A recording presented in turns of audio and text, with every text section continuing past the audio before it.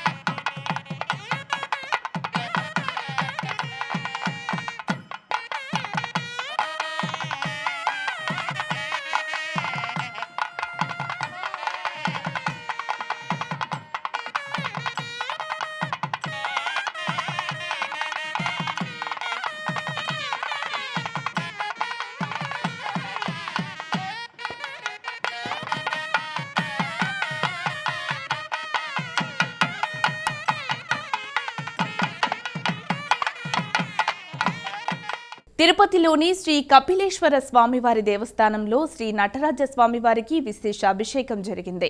సోమవారం సందర్భంగా స్వామివారిని ప్రత్యేక వేదికపై కొలువుదీర్చి సుగంధ ద్రవ్యాలు, పంచామృతాలతో అభిషేకించారు. శివోహం శివోహం శివోహం శివోహం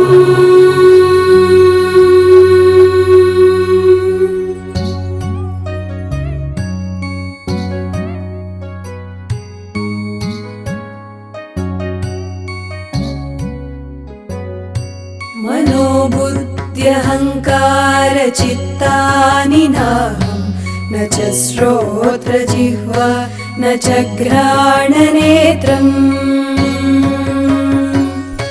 न च व्योम भूमिर्न तेजो न वायुः चिदानन्दरूपः शिवोऽहं शिवोऽहं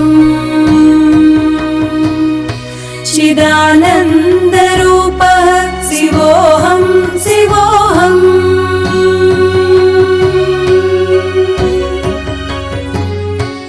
अहं प्राणसंज्ञो न वै पञ्चवायु శ్రీశైలం మల్లన్న ఆలయానికి భక్తుల రద్దీ పెరిగింది. వరుస సెలవుల నేపథ్యంలో ఈ క్షేత్రానికి భక్తులు బారులు తీరారు. తెల్లవారుజామునే పాతాళగంగలో పుణ్యస్నానాలు ఆచరించి శ్రీ స్వామి అమ్మవార్ల దర్శనానికి బారులు తీరారు. రద్దీ కారణంగా శ్రీ స్వామి అమ్మవార్ల దర్శనానికి సుమారు 2 గంటల సమయం పట్టింది. క్యూ లైన్లలో వేచి ఉన్న భక్తులకు ఇబ్బందులు కలగకుండా ఆలయ కార్యనిర్వహణ అధికారి శ్రీనివాసరావు అవసరమైన ఏర్పాట్లు చేశారు. వేములవాడ రాజన్న క్షేత్రం భక్తులతో కిక్కిరిసిపోయింది. రాజన్న దర్శనం కోసం తెల్లవారుజాము నుంచే క్యూ లైన్లలో బారులు తీరారు భక్తులు. ఉదయం స్వామివారికి అర్చకులు ప్రత్యేక పూజలు నిర్వహించారు. భక్తులు ధర్మగుండంలో పుణ్యస్నానాలు ఆచరించి స్వామివారికి కోడెమొక్కులు చెల్లించుకున్నారు. అనంతరం క్యూ లైన్లలో బారులు తీరారు. రద్దీ కారణంగా స్వామివార్ల దర్శనానికి 4 గంటల సమయం పట్టింది. ఆర్జిత సేవలను రద్దు చేసిన దేవస్థానం భక్తులను లఘు దర్శనానికి మాత్రమే అనుమతించారు. అన్నమయ్య జిల్లా వీరబల్లి మండలం ఉప్పరపల్లిలో శ్రీ చౌడేశ్వరి మాత జ్యోతుల ఊరేగింపు వేడుక ఘనంగా జరిగింది. తొగట వీర క్షత్రియులు అమ్మవారి ఖడ్గాలను చేబూని అమ్మవారి సేవ చేశారు. భక్తులు అమ్మవారిని దర్శించుకున్నారు. కొందరు కళాకారులు జ్యోతులను శిరస్సుపై ఉంచుకొని చేసిన నృత్యాలు అందరినీ ఆకట్టుకున్నాయి.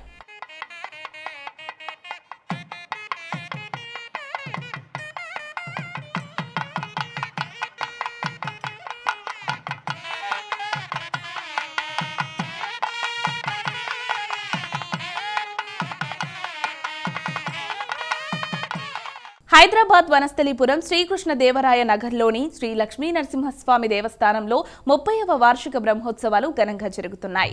ఉత్సవాల్లో భాగంగా శ్రీ స్వామి అమ్మవార్లకు అర్చకులు విశేష పూజలు చేశారు. ఆలయ ప్రాంగణంలో హోమం నిర్వహించారు. వేద మంత్రోచ్చారణల నడుమ ధ్వజపటాన్ని ఆవిష్కరించి బ్రహ్మోత్సవాలకు సకల దేవతలను ఆహ్వానించారు.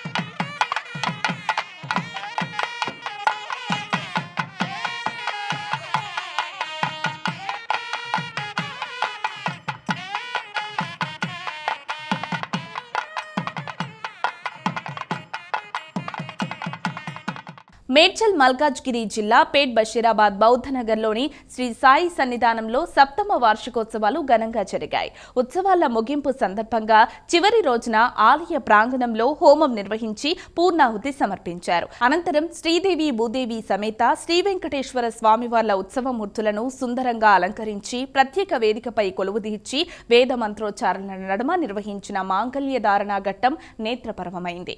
మహిళా భక్తుల కోలాటం అందరినీ ఆకట్టుకుంది.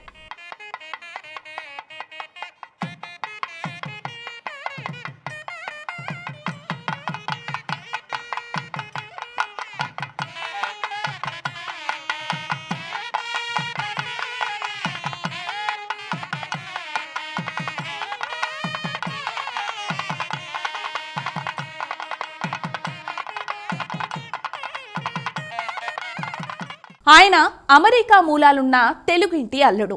ఆమె తెలుగు మూలాలున్న ప్రవాస భారతీయురాలు. ఆయన అమెరికా ఉపాధ్యక్షుడు జేడీ వాన్స్. ఆమె అమెరికా రెండో మహిళ ఉషా చిలుకూరి.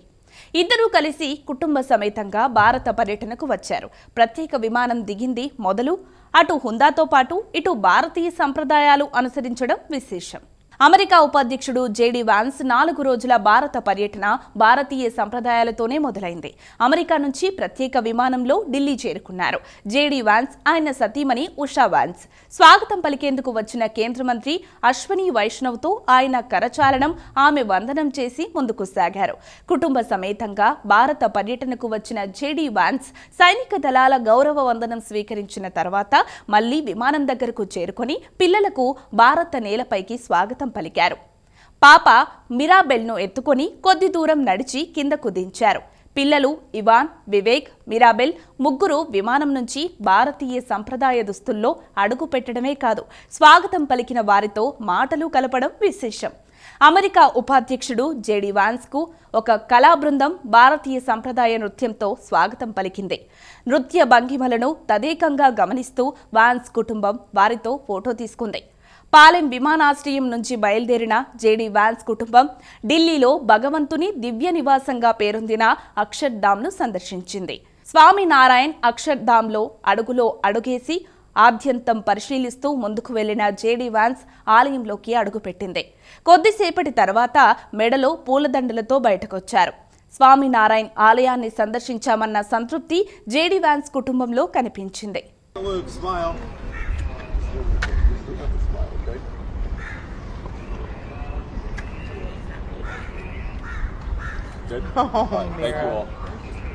కాళేశ్వరంలో వచ్చే నెల 15న సరస్వతి పుష్కరాలు ప్రారంభం కానున్న నేపథ్యంలో అధికారులు ఏర్పాట్లను ముమ్మరం చేశారు. పుష్కరాల కోసం ప్రభుత్వం 25 కోట్ల మేర నిధులను మంజూరు చేసింది. మరో 10 కోట్ల మేర నిధులు కేటాయించాలని ప్రతిపాదించారు. కాళేశ్వరంలో సరస్వతి పుష్కరాలు ఉమ్మడి ఆంధ్రప్రదేశ్ రాష్ట్రంలో 2013లో జరిగాయి. తెలంగాణ ఆవిర్భావం తర్వాత రాష్ట్రం సాధించుకున్న తర్వాత తొలి పుష్కరాలు కావడంతో ప్రభుత్వం ప్రతిష్టాత్మకంగా తీసుకుంది. భక్తులకు ఎలాంటి ఇబ్బందులు తలెత్తకుండా ఉండేందుకు ముందస్తు ఏర్పాట్లు చేస్తోంది. పుష్కరాల కోసం చేపట్టే అభివృద్ధి పనులకు 25 కోట్లు మంజూరు చేసింది. దేవాదాయ శాఖతో పాటు జిల్లా కలెక్టర్ రాహుల్ శర్మ పలు శాఖల అధికారులతో సమీక్షలు నిర్వహిస్తూ సూచనలు చేస్తూ క్షేత్రస్థాయిలో ఏర్పాట్లను పరిశీలిస్తున్నారు. పుష్కరాల వివరాలను భక్తులు సులభంగా తెలుసుకునేలా వెబ్ పోర్టల్, మొబైల్ యాప్ను మంత్రి శ్రీధర్ బాబు, కొండా సురేఖతో కలిసి ఆవిష్కరించారు. ఈ యాప్లో సాధారణ ఘాట్, సరస్వతి ఘాట్, ఆలయానికి మార్గంతో పాటు ప్రయాణ ప్రాంగణానికి ఎలా చేరుకోవాలనే వివరాలను పొందుపరిచారు. వాహనాలను నిలుపు స్థలం, వైద్య కేంద్రాల వివరాలు కూడా అందులో ఉన్నాయి. అన్నదానం, ప్రసాదాల అమ్మకాలు, సామాగ్రి భద్రపరుచుకునే స్థలం వివరాలను యాప్ ద్వారా తెలుసుకునే వీలు కల్పించారు. సమీపంలోని ఆలయాలు, పర్యాటక కేంద్రాలైన మేడారం, రామప్ప, లక్నవరం వివరాలను కూడా అందులో ఉంచారు. మే 15న శ్రీ మాధవానంద సరస్వతి స్వామి పుష్కర స్నానం చేసి ఉత్సవాలను ప్రారంభిస్తారు. సాధారణంగా ఒక ప్రాంతంలో ఒకేసారి అంటే ప్రతి 12 సంవత్సరాలకు ఒకసారి పుష్కరాలు వస్తాయి. కానీ కాళేశ్వరంలో మాత్రం 12 ఏళ్లకు 3 పుష్కరాలు నిర్వహించడం ఇక్కడ ప్రత్యేకత. కాళేశ్వరం వద్ద గోదావరి, ప్రాణహిత, సరస్వతి నదులు 3 కలిసి త్రివేణి సంగమంగా ప్రవహిస్తాయి. అందువల్ల ఇక్కడ ఈ 3 నదులకు సంబంధించి ప్రతి 12 ఏళ్లకోసారి పుష్కరాలు జరుగుతాయి.